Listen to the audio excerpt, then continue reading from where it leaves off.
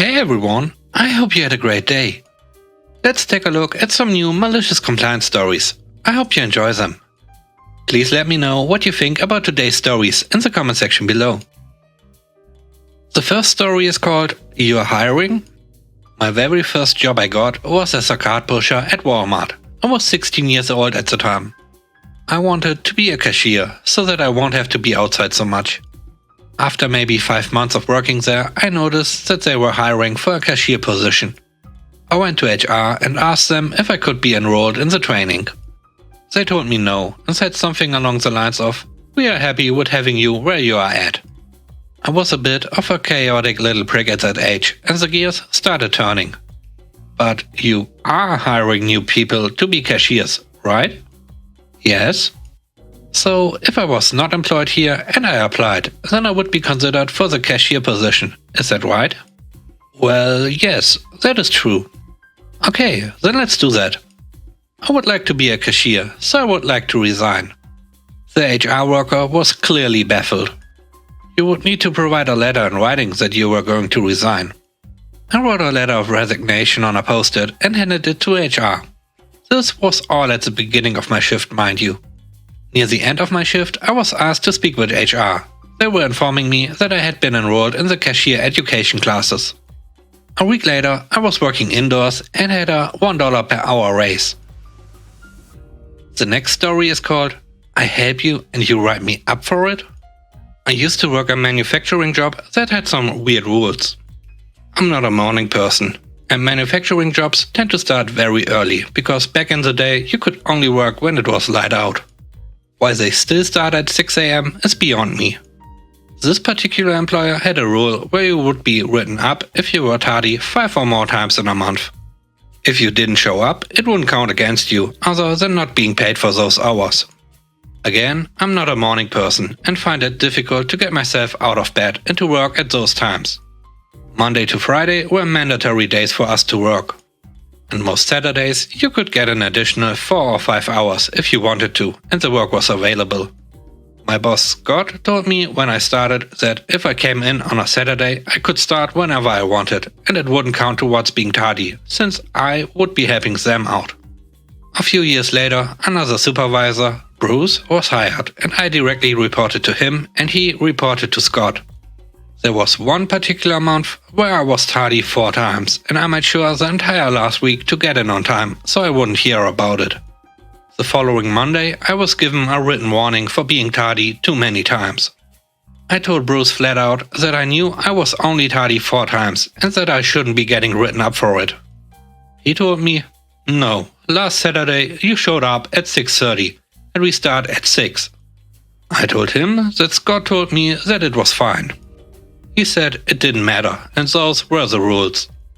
I told him I would never be tardy on a Saturday again. I then wrote in my response to the written warning that I would never be tardy on a Saturday again. I signed it, Bruce signed it and made a copy of it and filed his copy with HR. A few weeks later we had some maintenance needed on one of our machines. And Bruce decided we would do it that Saturday and asked if I wanted to come in and help. It was a dirty job, pulling a bad cable out of the machine and threading a new one through a tight spot that needed cable pulling lubricant in order to fit it. I pulled up to the shop, saw it was 6 on my clock and knew I wouldn't make it in on time. So I turned my car around and drove home. On Monday, Bruce was complaining about how hard the job was and asked me where I was. I told him that I was going to be tardy, so I went home so I wouldn't get in trouble for it. I hope you enjoyed today's video so far. If you haven't already, please subscribe to the channel. And if you like the video, don't forget to press the like button. It really helps. And now, on to the next story. The third story is called The Karens vs. the Bad Workers. A few months ago, I was looking for a job. I spent most of my day walking downtown for interviews. At this point, I'm in a horrible mood. The only interviews that showed any interest were the ones that looked swifty. Most of the day is gone, the whole thing was just a farce and I'm starving. It was one of these days that nothing goes right.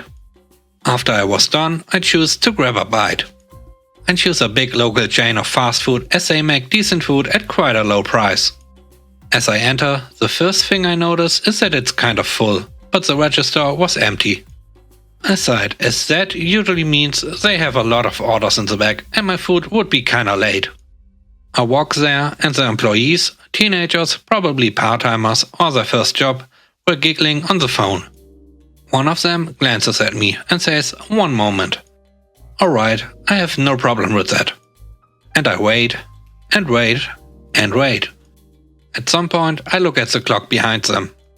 I was waiting awkwardly in front of two giggling teenagers for 4 minutes. I decided to not make a big deal out of it. I politely and discreetly clear my throat. The same team rolls their eyes at me, evidently very annoyed that I interrupted again. The irritation of the day starts creeping out, but as I have worked retail most of my life, I hold it in. "What do you want to order?" she asked in a very rude manner. At this point, I'm quite sure I have a vein popping out, anime style. I swallow my temper and order my food, 2 small burgers and a cola, totaling something like €5.50. I have to point out that I'm generally very polite in my social interactions, especially towards employees, having worked retail most of my life. She rolls her eyes again. "Wow, spending the big bucks, aren't we?" in the most condescending, annoyingly bratty voice you can imagine. At this point, I just shrug my shoulders, my upbringing preventing me to make the remarks my brain was screaming at me. I move to a corner on one of those tall bar tables on the side to wait for my order, and I take out my small notebook to write some notes on the last interview. I keep notes on the owner's attitudes and other small detail I noticed during the interview. As I mind my business, I avoid Karen encroaches on my personal space. "Excuse me? Are you listening to me? I'm speaking to you." I turn around and I'm like, "What? Are you gonna take our order now, or are you gonna keep pretending to work?" I blinked, then it hit me. I was wearing a similar attire with the employees, a red polo shirt and dark blue jeans. Of course, one could mention the fact that my red shirt was a different shade than the store uniform, or that mine lacked the store logo and the name tag. Not to mention the big leather bag hanging from my side. But my years of experience taught me that Karen cells cannot coexist with brain cells. I tried to tell her that I don't work here and that she must go to the register. After a while of demanding, I said screw this and I complied. I took her order. Something to point out here. The way ordering works in big franchises here is that you go to the register, make your order, pay, and a server brings it to you. Very rarely would a server go to your table, usually if you take a while to order. "Alright ma'am, where is your table?" She points at the 5 Karen table, and I nod. "I will be right there." "Freaking kids, all you know is how to avoid working. You should get fired, you lazy thing," she says as she leaves. I'm 30, no longer a kid, but I do look very young, 24 to 26 with a beard, around 20 shaved, which I was at the time. I would not have it. I was hungry, in a horrible mood, and years of self-discipline were crumbling as I was hungry for blood. I went to the nightmare table that consisted of not 1, not 2, but 6 whole Karens. I put my biggest, fakest of smiles, and I took the order. I even suggested a few non-existent dishes while ghostwriting on my notebook. And then pointed out that it was a big order, and it will take a while. I then left the nightmare of Karen table and went back in a corner and waited for my order in a far better mood. While waiting, a server went to the table and asked if they had ordered. "Yes, we have. Are all the stuff here as lazy as you?" At this point, I started grinning. She had a chance to fully undo my master plan, and she had failed to grasp it. I wait for 5 more minutes for my order, take it and leave as a happy man. The last story is called "She Insisted on Following the Rules." So when I worked for Target, I was over guest service, and this included the registers and self-checkout. We had a lot of issues with coupon scammers. Now normally I wouldn't care, but it had gotten so crazy that we were losing tons of money due to it. The manufacturer will only pay out if it's valid in most cases and only for the amount shown. So we needed to crack down on it in order to avoid more issues. One example is a lady applying a $5 off a new Swiffer at around $20, but the machine would sometimes not catch it if they applied it to a $4 item. So they get $1 free for whatever. People do this kind of thing a lot and will just go resell the items or return them to a different store for profit. The point of sale systems are smart but prone to mistakes. For this reason, the scammers loved self-checkout. I was covering the break for the employee working self-checkout and I noticed a lady doing a lot of weird things, inserting tons of coupons. Soon she called me over because one wasn't working. I could clearly see a lot of high-value coupons and not a lot of high-value items. She said not all her coupons were working correctly, and asked if I could just manually enter the discount because we have to accept her coupons. Said it was the rules because these coupons were correct. I said I would need to get the coupons out from the tray to confirm them, and then I could. I used my manager's keys to open the machine and took out the coupons inside. Luckily, it was at the beginning of the day and hers were the only coupons. As I looked through the coupons and looked at her stuff, not bagged yet, I confirmed what I knew to be true: lots of fraud. On principle, I acknowledge the cleverness of it all. But people's job were at risk from the loss and I don't like to personally be scammed.